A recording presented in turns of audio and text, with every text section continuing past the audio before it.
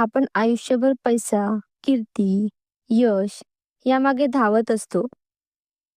पण खरी संपत्ती आपल्या लक्षातही येत नाही. ती म्हणजे आपलं शरीर. शरीर नसेल तर काहीच नाही. हीच गोष्ट आपण या कथेच्या माध्यमातून समजून घेऊया.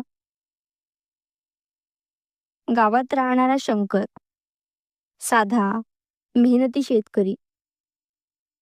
त्याचं जग म्हणजे त्याची शेती आणि कुटुंब. सकाळी 4 वाजता उठून तो शेतात जात असे. नाश्ता टाळून थेट कामाला लागायचा.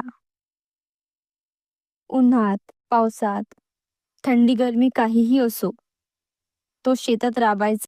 पूर्ण स्टोरी ऐकण्यासाठी लिंक कमेंटमध्ये दिलेली आहेत. धन्यवाद.